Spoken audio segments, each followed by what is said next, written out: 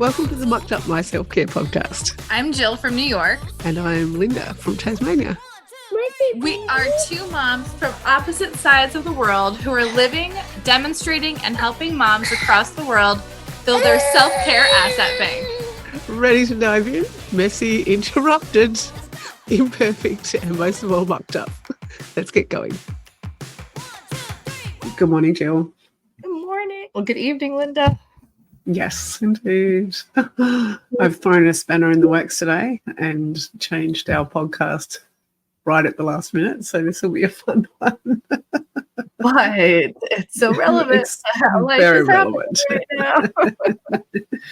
Let's start with highs and lows. I'll go first. I will. Yep. A high for me is definitely catching up with my sister and my niece and nephew today at the park. They are beautiful, beautiful people. And it was really great for the kids to play together and have lots of fun, and just we were outside, lots of fresh air, ducks in the park, and it was a new refurbished park as well, so it was sort of exciting for the kids because they haven't had a lot of exposure to that one yet. Cool. Yeah. And I think my low, I think I mentioned this in the last episode. The boot camp this weekend just didn't go the way that I would have loved it to, due to sick kids, mainly, and start of school holidays, and just timing and time zones and every other thing under the sun. So a little bit disappointed in that, but there'll also be time as well.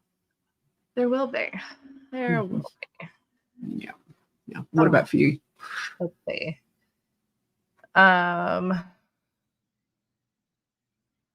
Let's see. I don't even know. I guess my high is actually the boot camp, the social media boot camp, because I got it all done. I was able to take the time and get quite a bit done. I've like over 100 social media posts ready to be scheduled. Half of them are, the other half I had an issue with, but still we were good. Like, I'm good for the quarter, end of the year. December 31st is my last post. I am done. I am just happy that's over. So rest, relax, enjoy. One thing I don't have to worry about for the next 3 months. I can worry about other things in business now. Yeah. My low is that I hate that the school sniffles get passed along all throughout the house, and then you're stuck feeling like crap trying to take care of another person feeling like crap. And the worst part is I can't hear. And like, so even recording, I'm like dying because my ears feel like they're out to here from the inside out, and my eyes are puffy, and you can like, well, I'm sure these clips will end up on YouTube one day. They're so puffy. I can feel them like closing in. My vision's getting less. It's so uncomfortable. So my low is just feeling sick. Just always sucks. It's rotten, especially as a mum, when you really can't get a rest when you're sick at all. Yeah. Or just in general, full stop. Yeah. I tried to have a sleep yesterday, and it just ended up in a huge argument with everybody in the house, yelling at each other, me getting out of bed, going, you know what, this is just not a priority right now because everybody else wants me to be accessible. Yep. That's actually, that's my low, really. It's just really tough when all you want to do is rest. Yeah, and I don't know who gave who permission to not clean up the living room last night, but at this point, I don't really care. Yep. You just watch it all pile up around you, thinking, oh my gosh. And my children are not really the ones to sit down and let's just all sit on the couch under a blanket and watch a movie. Oh, yeah. They just we don't really, they don't really do a lot of that without jumping around. To be sick too, right? Even when they're sick, it's like They're just not used to sitting through movies at this stage, especially the little ones. Declan is like only starting to. But, well, that's what this episode's going to be about, is taking care of ourselves and our self-care when you're sick. Yeah, I think one of the first things that comes to mind is the support networks around you. We've got a beautiful friend who often drops off like soup on the doorstep and things like that, and lemon and ginger and all those sort of good things that you need as well. Yeah. Have you got some people around you that can help out like that in little ways? I do. If I gave my neighbor the chance to take care of me, and that's the big part for me, is giving other people the chance to do it, accepting it, or even just putting it out there that I am feeling sick, because I won't be like, hey, I'm feeling sick, can you help me out? It's gonna be like coming to come up in conversation, and if I don't have a conversation with you, you're never gonna know. So but if I gave her the chance to and asked, she would definitely come take care of us. And my sister even would, if she wasn't overwhelmed with her own life stuff. So there's quite a few. And on that same topic of like the people in your village that would help out, like I know parents would want to help out, but my thing is, it's more so I need someone to watch Declan, not necessarily bring me a cup of soup or something, but I'm terrified of getting other people sick through him, because obviously I'm going to get sick because this kid is coughing all over my face and kissing me and has no boundaries at all when sick. So it's inevitable. My poor husband, he's like, stay away. No kisses for daddy, because he can't afford to get sick. He usually doesn't. So is what it is. He's fine with that. I'm not capable of that separation. No, neither am I. And then like my parents are immunocompromised, so they can't be around him. I'd rather not send him to my in-laws, who can get sick easily too. So it's just like, why would I send him to a friend if they could get sick because they have kids? And why am I going to get your kids sick? Like, so. It's just like, when do I sacrifice someone else's health so I can get some sleep? I don't know. No. And that's the thing, we don't. It's like this unsaid, unwritten,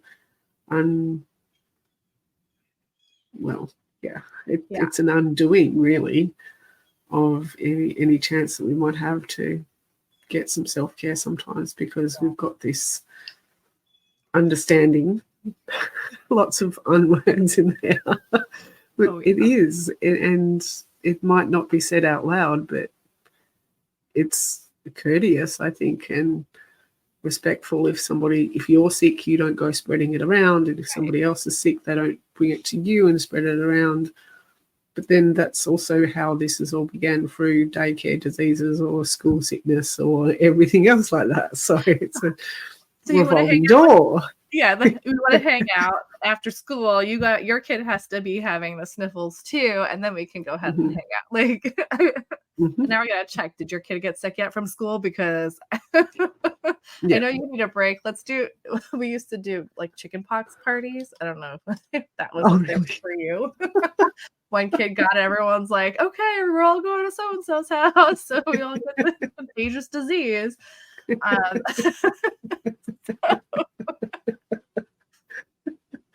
What we're doing with just the daycare cold at this point. Like, let's just get it over with. Everybody gets sick at the start of the year, and then we'll be good for the rest of it. I don't know. Yeah. Well, Alex went to a friend's place this afternoon, and his mum actually said he has got a sniffle, just to let you know, which was lovely. And he ended up going because she said he's okay, like he's really fine. Otherwise, he's just got a sniffle, and I wanted to let you know. So that was really nice to because not all parents have that. Yeah. I do that with my babysitter. I'm like, oh, Declan started with the school sniffles. She's always like, because she watches a ton of kids. So she'll say, as long as he doesn't have a fever, she's completely fine with watching him, which I appreciate so much, that she doesn't just give it up on us because he's got what could technically be allergies and not something that gets passed on to someone else. But yeah. I definitely like to make everyone aware. And then it's usually, oh, don't worry. I love that one from the parents. Don't worry, mine does too. I'm like, okay, good. Now we can not worry about these kids. Let's create an even bigger virus out of the two that we've got. They can make babies. But I don't on the side of self-care and doing that for ourselves when we are sick, like, I don't know. I don't want to, I don't have the energy to go and do anything for myself other than potentially go take a nap. And that's it. Have you been in situations before where you've put yourself when you're sick? Oh yeah, this weekend, 100%. I sat in front of a computer screen for how many hours this weekend doing the social media boot camp. I still had to go, like, to be honest, I feel worse recording now than I have the last couple of days. So I know the last couple of days were the push to feel this way today. So I still had a church event that I had to host. We watched Inside Out 2, which was such a good movie and so worth going to church for, even not feeling great.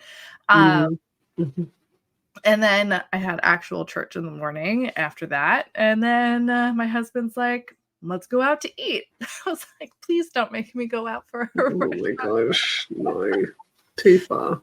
So I did not parent very well, like, because I, one, was having a hard time hearing conversations around me. Two, I just did not have the energy. And so it was a messy dinner outing. And yeah.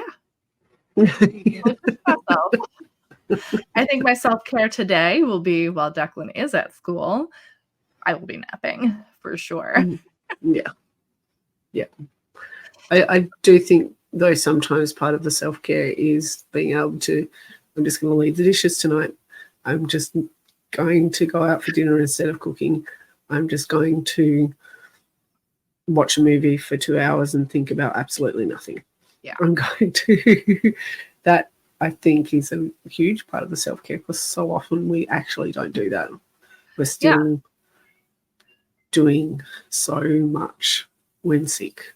Yep. If I had not fallen asleep on the couch last night before going into bed, I probably would have picked up the living room and it would have been clean for today. But by the time I woke up 11 o'clock last night after falling asleep on the couch, I was like, screw it. That's just going to stay that way for today and tomorrow. I'm sure someone will clean it up, but it's not going to be me. Yeah. What about when the whole household is sick? Kids as well. I think that's the hardest part as moms, probably, because we feel that need to take care of everyone else that are sick. And when we need to be taken care of also, it is even more tiring and wears us down. But I don't know. What do you do? Especially if, I mean, one is nothing. You have 4, and I'm sure it's going to be a domino effect in your house when it happens. I don't know how you are able to take care of yourself on top of the 4 kids.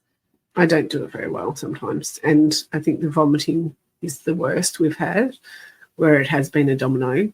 You just get through 1 or 2 with sheets being changed a lot, and then all of the other stuff that goes with that, of extra showers and clothes and washing and just wanting to be on you, smelling like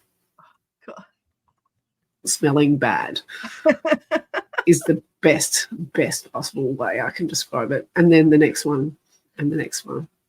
That's been the worst, I think. And have just scraped through, I think, in those times. Yeah. Just do things like have their cheat spraying like vinegar or like disinfectant, but I just literally go around all the door handles and spray. Like just spray, and it takes literally like a minute. I'm just doing that as a stopgap or safety measure, because it's a small little bit that helps a lot. Yeah, it's like, everybody out, we need to disinfect this house. Yeah, that's when I'm really grateful for frozen meals, or letting go and saying we're having toast tonight, because that's all people can stomach. Yeah, is toast. Toast. No, and that's it. I definitely wish I could get much better at taking sleep when I've been up with sick kids all night, though, because I tried, like I said, I tried to do that yesterday. Yeah. Ended up in the worst conflict with everybody just wanting me, and other people being like, no, I need sleep, and nobody feeling like they were caring about that. So, yeah, it's really, really tough. Definitely is. Yeah. We need like a camp to send the kids to. Mm-hmm. When mom's It does sound quite suspicious. I don't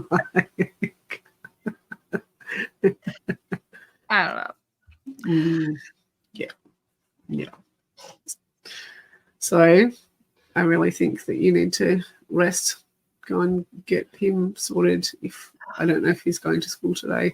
Oh, he is going to school. I'm hoping like the walk outside on the way there will be refreshing and clear up my sinuses a little and not make me feel worse. I know it'll be good for him to get outside. Yeah.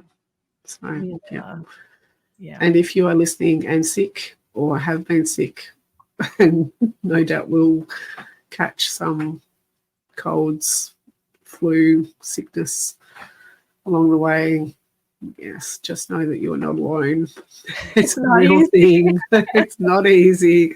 Self-care does go out the window sometimes, but yeah, we are rooting for you at this end. That's for sure. So you're able to take the time, even just rest, not sleep. Sometimes sleep doesn't always come, but just resting. Yeah, exactly. If you can do it, do it. Yes. All right, Jill, until next week. We hope you can unstuck your muck. Bye for now.